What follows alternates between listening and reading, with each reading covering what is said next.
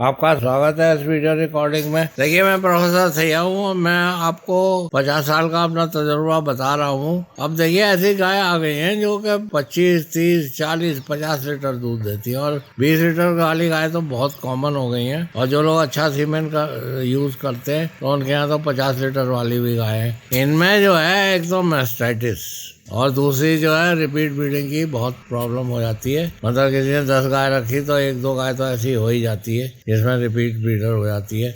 तो मैस्टाइटिस और इससे मैस्टाइटिस में टिफ्रोसैप एंटीबायोटिक यूज़ करता हूँ सब क्लिनिकल मैस्टाइटिस के लिए। फिर मैंने ये यूज़ करना शुरू कर दिया, सिप्ट्रायोफर, टाजो सिप्ट्रायोफर। ये मैस्टाइटिस और मैट्राइटिस दोनों में ही काम करता है। वो जिसका फोटो मैं दिखा रहा हूँ पोटेरियोसैप, वो जो है खाली मैट्राइटिस में काम करता है। ये जो है मैस्टाइटिस, और तो मैंने इसको यूज़ करना शुरू किया। ये कर्नाटका का है, सस्ता मिलता है उससे। और 3 ग्राम है, 3 ग्राम लगाइए 3-4 दिन तो ये सब क्लिनिकल मैट्राइटिस, जिसमें मतलब कोई डिस्चार्ज विस्चार्ज सब ठीक आ रहा है और उसमें जो है वो जो है कंसेप्शन नहीं होता, उसमें मैं इसको यूज़ किया तो इसके अच्छे रिजल्ट हैं। ब्याने के बाद भी आप इसके 3-4 लगा दिए तो मैट्राइटिस नहीं होगी। पर यह है कि अगर आप इसे प्रोस्टाग्लैंडिन, ये प्रोगमा या वेटमेट लगाने के बाद लगाएंगे तो ये बहुत अच्छा असर करता है। फॉलिकुलर फेज में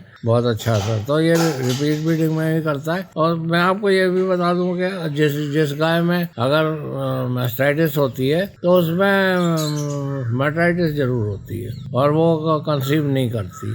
मैस्टाइटिस तो ये मैस्टाइटिस मैट्राइटिस दोनों में ही काम करता है। और वो जो ट्रायोसैप है वो खाली मैट्राइटिस में ही काम करता है, मैस्टाइटिस में काम नहीं करता। तो ये थर्ड जनरेशन यानी 4th जनरेशन एंटीबायोटिक है और सभी जगह काम कर जाता है, ग्राम पॉजिटिव और नेगेटिव पे। तो मैं तो ये करता हूँ कि जो रिपीट ब्रीडर है उसे पहले इसको लगाता हूँ और बायोप्लेक्स की गोली देता हूँ। तो बहुत से उसमें अगर उसमें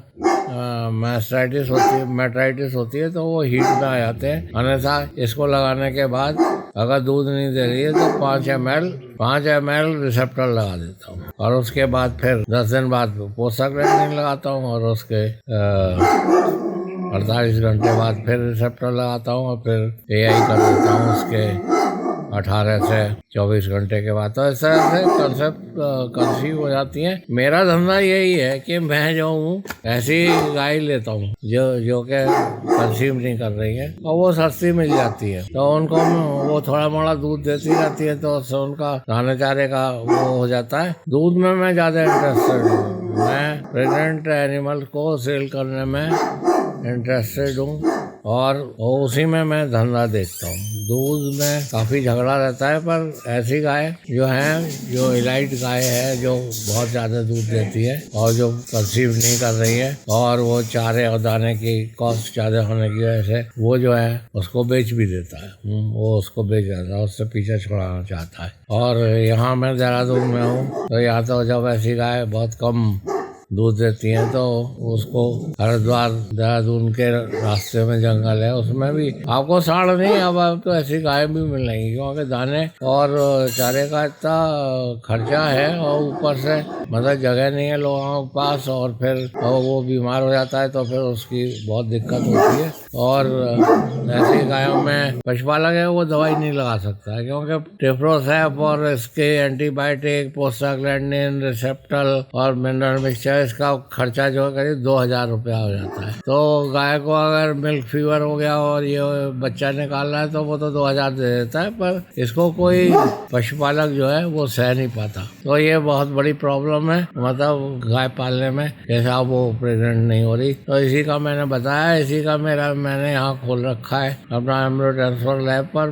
मैंने देखा एम्ब्रो ट्रांसफर में इतना भविष्य नहीं है जितना भविष्य जो है रिपीट ब्रीडिंग के केसेस को ठीक करने में। एम्ब्रो ट्रांसफर भी मैं करता हूँ, वो सिखा देता हूँ वेटनरियंस को। BBSc MBSc PhD हूँ, मैं DVT से अवार्डेड हूँ एम्ब्रो ट्रांसफर में, तो उसकी भी ट्रेनिंग देता हूँ। पर उसका भविष्य इतना नहीं है जितना के भविष्य ये इलाइट एनिमल में रिपीट ब्रीडिंग का है। तो इस बारे में आपके जो भी सुझाव हो, जो भी एक्सपीरियंस हो, मुझसे आप पूछिए। और मैं तो बहुत उत्साहित हूँ। मेरे पास 7 गाय है, उसमें से 6 तो प्रेग्नेंट हो गई है और बाकी जो है 1 रह गई है, वो भी प्रेग्नेंट हो जाएगी। तो मैं तो 6-7 गाय प्रेग्नेंट करके फिर उनको 7 को एक साथ बेच देता हूँ। तो ये इसमें ब्रीडिंग, फीडिंग बहुत सारी वेटनरी डॉक्टरी आ जाती है। तो आप कभी भी मुझे फ़ोन करेंगे तो मैं जवाब दूंगा। मेरी सब सेवाएं निःशुल्क है। देखिए वेटनरी में तो ऐसा है कि बेचारा वैसे ही बहुत परेशान रहता है,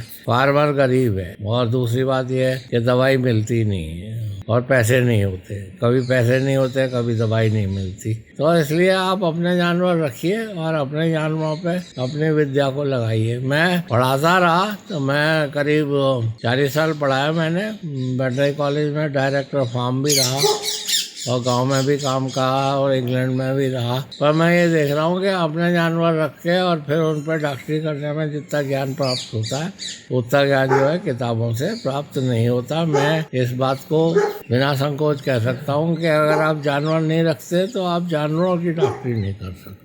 आप रखिए जानवरों को। जानवर मेरा कुत्ते से नहीं है, कुत्ते तो मेरे पास भी है, पर कुत्ते में इतना ज्ञान नहीं होता जितना कि गाय में होता है। तो गाय रखिए आप, और आपको अच्छी गाय जो है, लोहा गाय देखने आएंगे आपके पास। देखिए अगर अच्छी गाय होती है तो लोहा देखने आते हैं। वो ये नहीं पूछते कि इसकी कीमत क्या है, वो ये पूछते हैं कि ये आप लाए कहाँ से।